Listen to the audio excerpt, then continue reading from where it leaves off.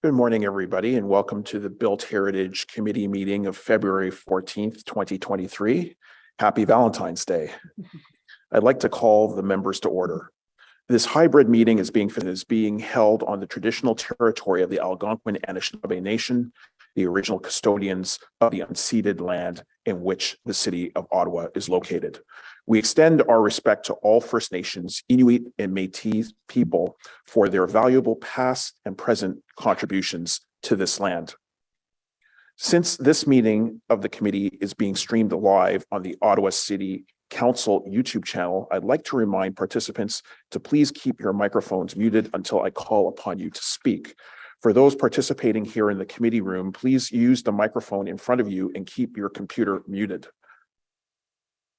I will provide each committee member with the opportunity to ask questions or comment on each item in the order in which they raise their hand in Zoom. For panelists, the raise hand option is found at the bottom of the participants list. For those calling in, please press *9 to raise your hand.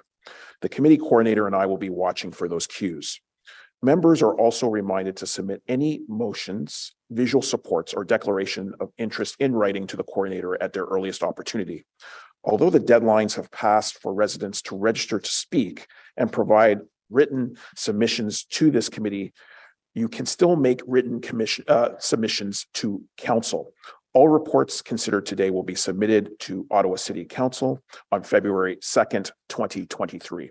If you have technical difficulties signing into the meeting, you can contact a committee coordinator by calling 613-580-2424, extension 22953. A reminder that if participants are having technical issues with their Zoom connection, they may call in using the backup telephone number provided by the coordinator. I have received regrets from member Conforti. Could the committee coordinator please call the roll? A reminder that members need to unmute themselves when they're called. Councillor Kelly? Present. Member Podolsky? Present. Member Quinn? Present. Councillor Troster? Here. Member Conforti? Councillor Leeper? Good morning. Member Halsall? Here. Vice Chair Plount? Ici. You have quorum, Chair. Thank you so much. Are there any declarations of interest? Seeing none, are the minutes of Tuesday, January 17th, 2023 confirmed? Carried. Thank you. So the first item before us is the designation of the former École Saint-Pierre, 353 Friel Street under Part 4 of the Ontario Heritage Act. I understand that Member Podolsky might have a motion to move around this item.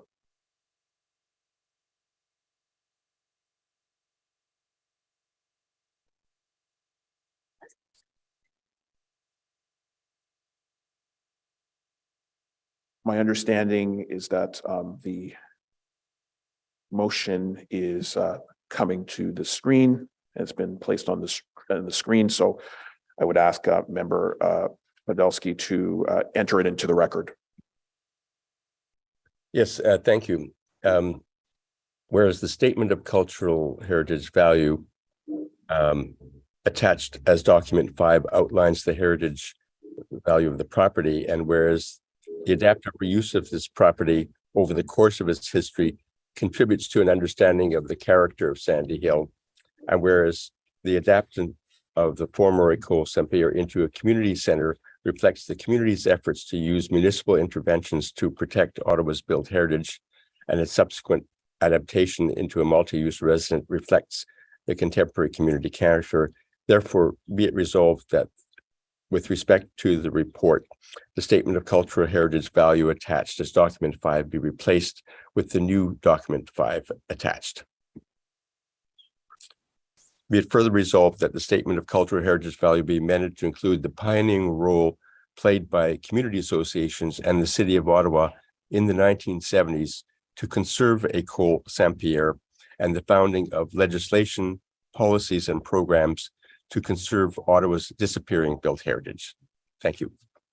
Thank you so much for bringing that motion before us to really capture and record the full scope of the history of the property in the statement. So we appreciate the fact that that has been brought forward to committee. Can staff please provide an overview of this specific report? Sure. Good morning, Chair, Vice Chair, committee members. My name is Luis Juarez, and today I will be giving a brief presentation on staff's recommendation to issue a notice of intention to designate the former École Saint-Pierre under Part 4 of the Ontario Heritage Act. Next slide, please. So the property is located in the Sandy Hill Cultural Heritage Character Area in Ward 12, mid-block between Wilbrod and Laurier, on the east side of Frail, and can be seen outlined in purple on this slide. The original building and early 1930 addition are visible from Frail Street, whereas its later additions face Sir Wilfrid Laurier Park and are not visible from Frail Street. Next slide, please. The Provincial Policy Statement, Ontario Heritage Act, and the city's official plan provide direction related to the designation of properties in Ottawa. And further, Ontario Regulation 0906 establishes the criteria used to determine if a property is of cultural heritage value or interest. Changes to the Ontario Heritage Act earlier this year through Bill 23, the More Homes Built Faster Act, allow for a property to be designated under the Ontario Heritage Act if it meets 2 or more of the 9 criteria set out in the regulation. And staff's evaluation of this property concludes that it meets 6 of the 9 criteria, which will be discussed later on in the presentation. Next slide. Oh, sorry, still this slide. So also of note is that council added this property to the city's heritage register in 2015, following the approval of phase 2 of the Sandy Hill Heritage Study, which recommended that this property be evaluated for designation. And further changes to the Ontario Heritage Act through Bill 23, however, would result in the property's removal from the register if council does not issue a notice of intention to designate the property by December 31st, 2025. It would also not be able to relist the property for 5 years after this date. Next slide, please. So now I'll speak to the property's heritage cultural value.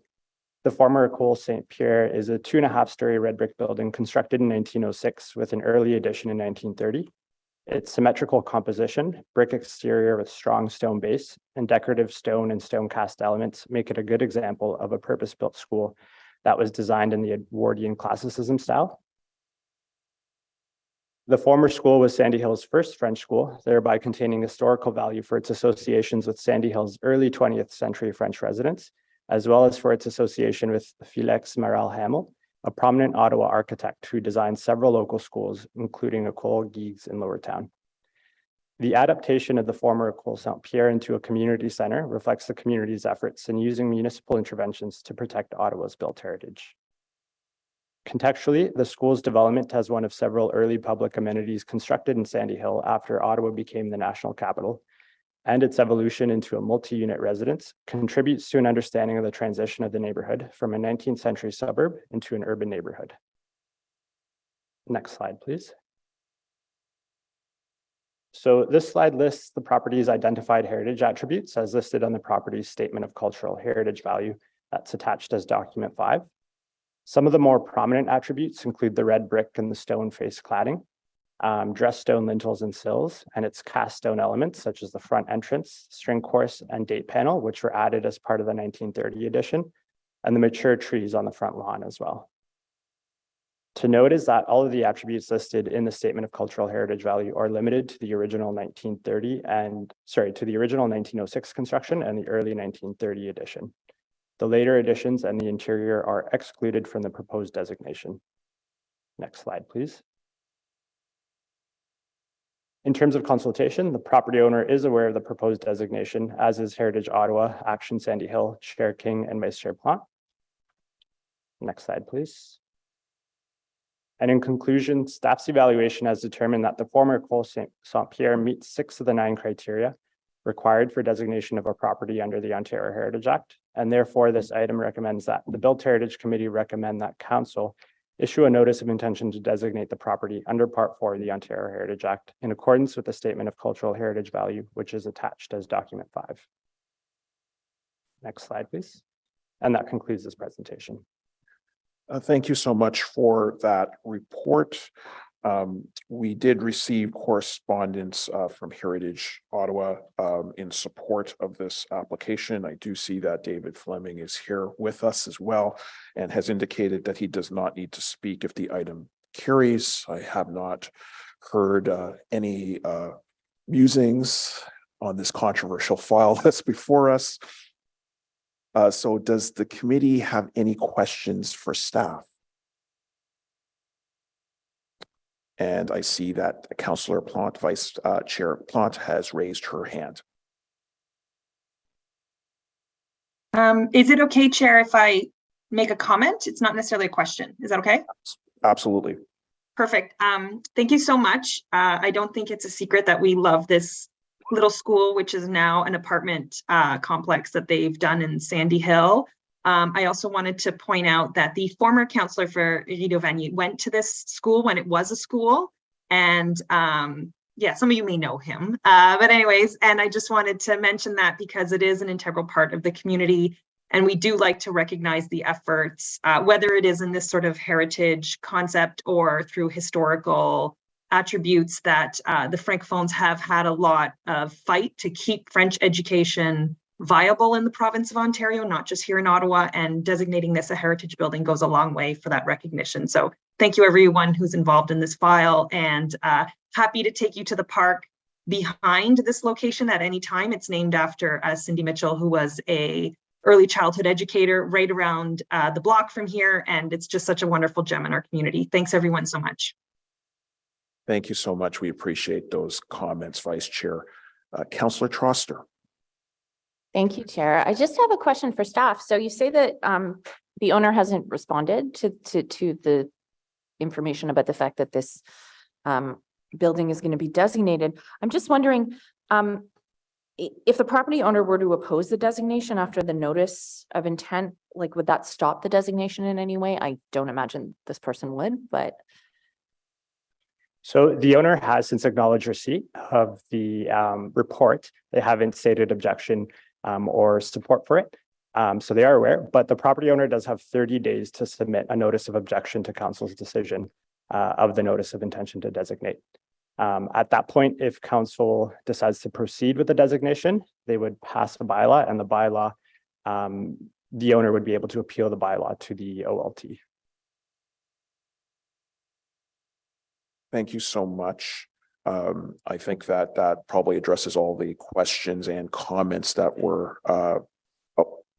for this file, but I do see that Member Podolsky has raised his hand. I also understand that his amending motion will be further amended by staff just to update it, but I'll let Member Podolsky speak. Yes, thank you very much, Chair. And of course, I'm going to support this notice of motion to designate. But I wanted to just take the opportunity through the motion to remind ourselves that in the statements of heritage value that come forward, it's important to include contextual and historic values that took place in the 1970s in Ottawa, where Ottawa, having been subject to massive growth and change in its core areas since the Second World War, Ottawa, as other communities in Canada, you had citizen groups and volunteer groups organizing to protect downtown neighborhoods and to protect the heritage of these areas.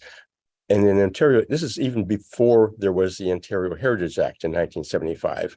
And the purpose of highlighting in the Statement of Heritage Values this part of the story of Saint-Pierre School is important to recognize, the pioneering efforts that were made in the 1970s.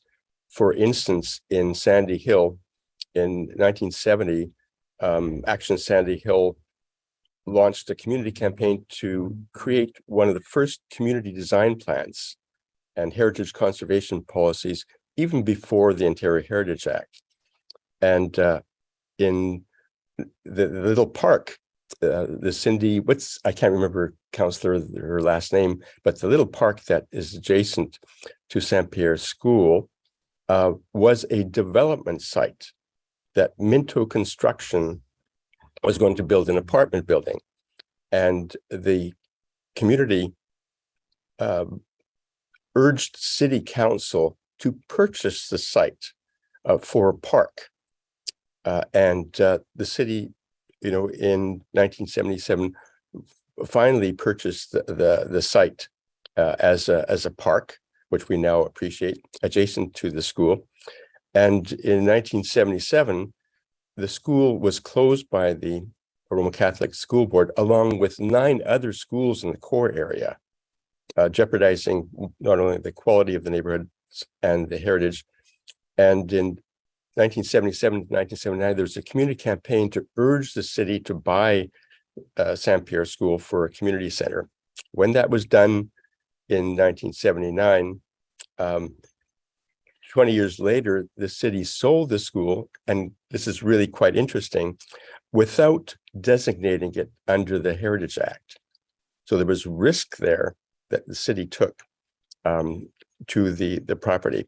And so I think that it's important when the statements of reason get drafted that we look at the period, post-war period, to see the impact that cases like this made on our quite admirable heritage programs and policies today in Ottawa. So I just thought I'd speak to that motion and hope that people will support the amendment of the statement of reason to include this these historic events. Thank you. We appreciate the submission of this amending motion. I think it's important to provide that historical context in terms of the statement. So thank you, Member Podolsky, for doing that, and also for so eloquently providing us that history for the record here at our meeting. So my understanding is that the amending motion does not need to be changed. So is the amending motion carried? Carried. Thank you. Is the report carried?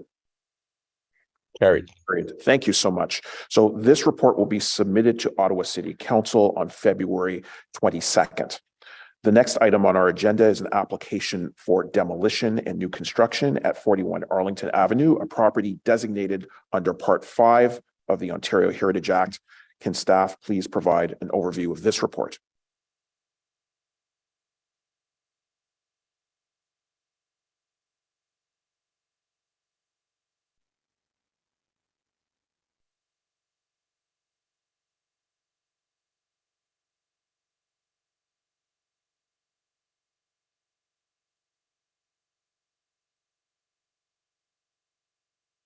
Thank you. Good morning. My name is Greg McPherson. So today I'll be discussing the application for demolition and new construction at 41 Arlington Avenue in the Centertown Heritage Conservation District. So next slide, please. So this slide shows geographic context for the subject property, which is highlighted in red. So 41 Arlington Avenue is located on the north side of Arlington Avenue between Kent Street and Bank Street and across from Glashan Public School.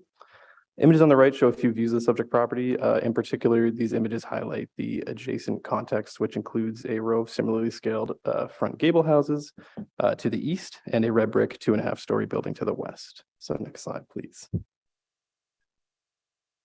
This subject property is located in the Centertown Heritage Conservation District. So a partial image of those boundaries are shown on the right. This district was first designated in 1997, and a new HCD plan for the district and Minto Park was approved in 2022, coming into force and effect on October 18th, 2022. So to note, this application is the first application heard by BHC under this new plan. And next slide, please. So currently on the property is a 2-story front gable house clad in horizontal siding constructed circa 1879 to 1901. The house features a ground floor front porch and a covered balcony on the 2nd story. And it's been altered over time, and very few of the original elements or materials exist.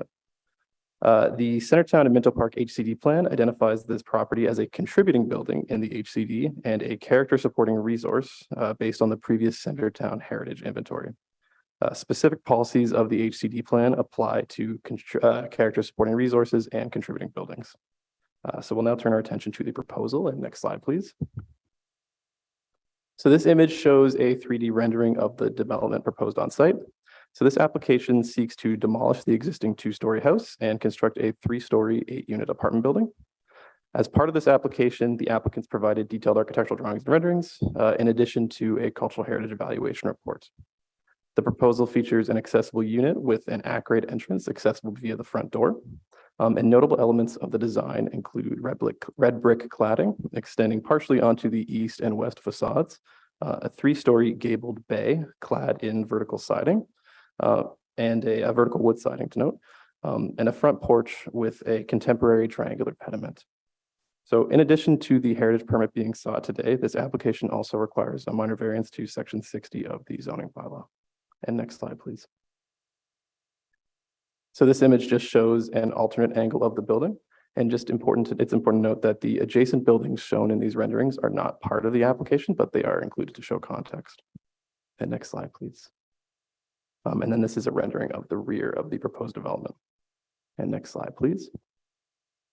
And this slide shows the site plan of the proposed development. So to note, no vehicular parking is proposed on site, and the setback established by other buildings on the street is generally maintained by the proposal. And next slide, please. So this image shows a detailed front elevation of the proposal. So just to note, the gable and bay is the bay and gable is clad in vertical siding, and the windows are metal. The porch and pediment are also metal with a cedar soffit underneath. The shape of this porch is a contemporary interpretation of the adjacent porches. And next slide, please. This image just shows the west elevation. So just to note that brick cladding on the front facade does wrap around partially, and some of that cedar or vertical wood siding is also carried through. The remainder of this elevation is clad in a cement fiber siding. And next slide, please. And then here again is the other side elevation. So showing that brick wrapping around, and then also the cement fiber siding that carries through to the back. And next slide, please. So as noted before, certain HCD policies apply specifically to contributing buildings and character supporting resources. So in particular, the policies of Section 5, demolition and relocation, and Section 9, new construction of the Centertown and Minto Park HCD plan are most relevant to this application. Policies 5.3 and 5.5 both contemplate the demolition of character supporting resources, provided that their removal accomplishes other city building goals, and that any replacement building complies with the plan's other policies and guidelines. So this slide demonstrates some of the features of the proposal that support its compatibility with the HCD and surrounding buildings. So the bay windows and gable highlighted in blue reflect the existing building's front gable form and the bay of the adjacent brick building. The height of the front porch, which is highlighted in the red line there, continues the dominant line that's established by other buildings along the street, further enhancing the compatibility.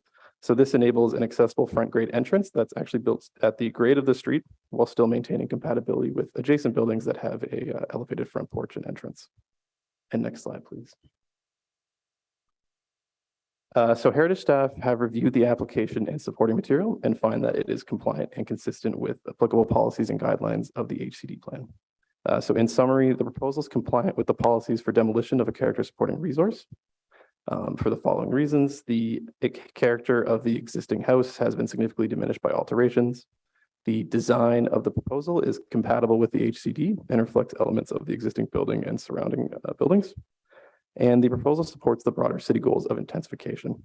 Therefore, staff are recommending that this application be approved, subject to 3 conditions based on some of the recommendations set out in the Cultural Heritage Evaluation Report submitted by the applicant. First, that the applicant provide final material samples prior to the issuance of a building permit. Second, that the applicant provide a final landscape plan. And third, that historic documentation on the subject building be filed with the City of Ottawa Archives as per HCD Plan Policy 5.6. And next slide, please. The final 2 recommendations are standard. They delegate authority for minor changes to staff and establish a 2-year expiry date for the permit. And just finally to note, in terms of consultation, the Centertown Community Association is aware of this report and application, The ward councillor is aware, and the chair of BHC is also aware. And next slide, please. So that concludes the presentation. Thank you very much. Thank you for your report. We did get correspondence through the clerk's office from a resident from the Ottawa Carleton District School Board with comments, and also from Heritage Ottawa. We do have speakers registered from the applicant, the owner, as well as the applicant team. Just wanted to see if they wanted to speak to this item, especially if the item carries. And I see that Alex Rose Thompson has raised their hand.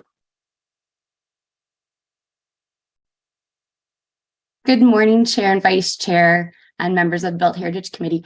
I did put together a brief presentation, though Greg McPherson has done a tremendously comprehensive presentation. So I'm happy to go through mine very high level and add a few clarifications and extra points if that would be helpful. And if not, I'm happy to sit back. Absolutely, we'll be happy to hear your presentation.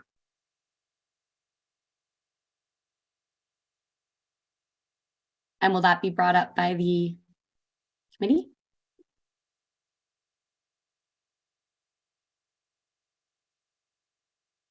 And I think staff will assist you with getting your presentation up. Thank you. Okay, so given that Greg provided such a comprehensive presentation, I will go through this very quickly. Good morning, everyone. I'm Alex Rose Thompson from Heritage Studio. I'm based in Kingston, Ontario.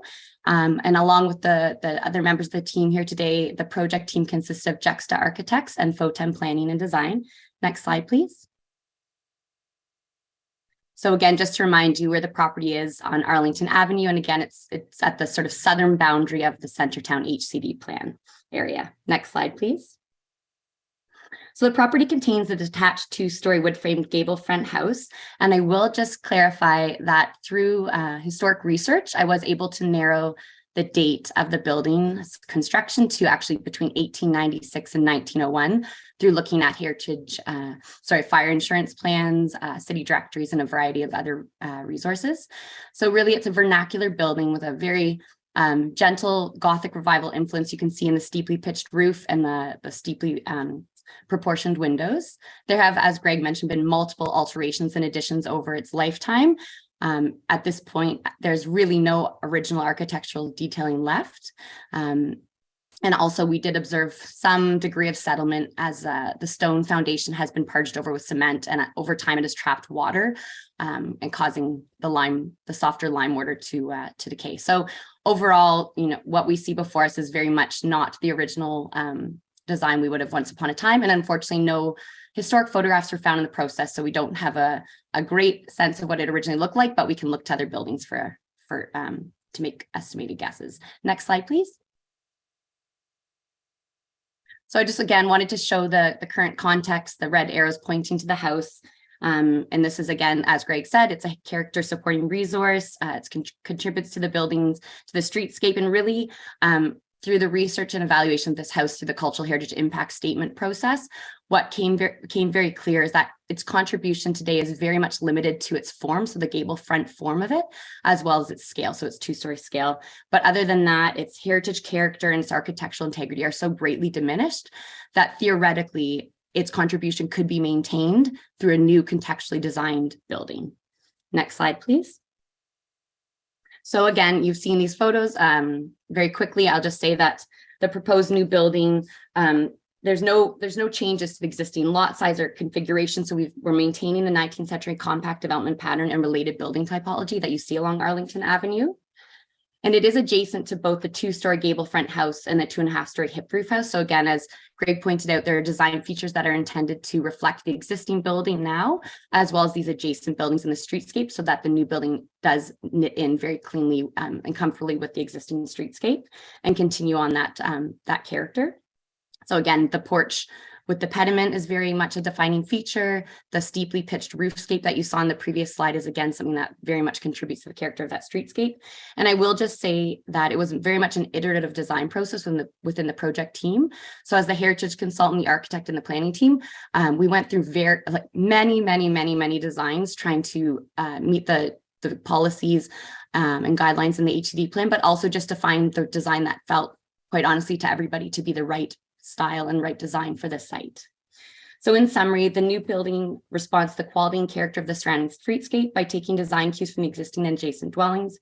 The result is a modern building that is distinguishable in form, but visually and physically compatible with the surrounding historic streetscape. Next slide, please. So again, moving forward, in conclusion, importantly, I just want to say that certainly we believe this through the cultural heritage impact statement process, that the building does conserve the cultural heritage values and attributes of the district and complies with the objectives and policies as well. So given the property's limited cultural heritage value and contribution of the property to the HCD, the value to the community of its physical conservation would be insignificant on balance with the benefits of a well-designed residential building that represents gentle but significant intensification within an established neighborhood. So again, moving forward and following this heritage approval, the next step is to apply for minor variance as the property fits within the section 60 of the zoning bylaw for the heritage overlay and does not meet those current provisions. And that concludes my presentation, and I welcome questions now. Thank you so much. Thank you so much for your presentation. I see that Councillor Troster has raised her virtual hand, so I don't know if you have questions for the applicant. Thank you, Chair. I do. Hi, Alex. First of all, the building looks lovely. I just have a question. Are there current tenants in the building? Yes, so this is Zishan, the homeowner. Yes, there are 3 tenants in the house. Okay, and what options are being provided to them, or are they aware of the impending demolition? They are students, so they are international students. They don't plan to stay after the school year. Okay. Definitely, I will be offering them whatever the law requires. Usually, I know it's 1 month free, and if they haven't, we are still in the process. So once we have the building permit, only then I can speak to them. So there are uncertainties in the middle. So I had to speak to them only when things are certain. Okay, So, thank you. My other question is, could the applicant just remind me how many apartments are in this building and what are the sizes? It's just a single family home. There are 3 students who are sharing it. Okay, and in the new development, how many apartments? Is going to be 8. That's the plan. 8, and of what size? They're very small. They are reasonable, but they are 1 bedroom bachelor and then 3 3-bedroom units. Exactly what size? That's I don't remember top of my head. Yeah. Well, I want to thank you for providing an accessible apartment, because those are few and far between in Centertown. And the only thing that I will say every time I see an application like this is another example of a family-sized apartment. It's being replaced with more housing, which is great. I support density. But I will just continue to say on the record that the size of homes like this are the ones that we're losing in Centertown. And it becomes increasingly challenging to convince developers to build apartments that are bigger than a small 1-bedroom or even a small 2-bedroom. But thank you very much. I don't have a problem with this application. The building looks lovely to me. One more question. So there was a letter from Galashan Middle School, which is down the street. Has there been any thought on how to mitigate construction noise during school hours during the demolition of this building? Yes, moving forward, when we hire contractors, we will keep it in mind. And we are in the process. We haven't hired any contractors yet, but I'll keep that in mind. Okay, thank you very much. Thank you. Thank you. And I see that Member Quinn has raised her hand. Thank you, Chair. First of all, I'd like to congratulate everyone on the project. I certainly think it's it's a positive step to replace the little house with something more viable. Although I take the councillor's comments about the importance of family-sized units being available in Centertown. My question is more specific to the design. One of the things about the stretch of Arlington Avenue is its consistent 2.5-story pattern as a streetscape, which is also increasingly rare. And I appreciate the effort with the protruding bay to replicate what is directly next door. But I'm just wondering if you could remind me, just confirm that will be clad in wood siding, Alex? Hi, yes, Member Quinn. So the plan is for the bay window to be clad in a vertical wood. The architect's looking into a Japanese charred wood. So basic, and that's just one option, which is why there's a condition to look at other options as well. Yeah. Has there been any consideration, this is just a minor point, of rather than it being vertical, that it be horizontal, just because there is, I don't think the verticality of the structure needs to be emphasized, and the vertical siding would do that. So that's just a comment to perhaps might help to visually kind of reduce it and make it a little more consistent with that 2.5-story pattern, which is really elsewhere pretty solid along the streetscape. That's my only comment. I appreciate your presentation. Thank you. Thank you. Thank you. Any other questions? Seeing none, does the committee have any questions for staff?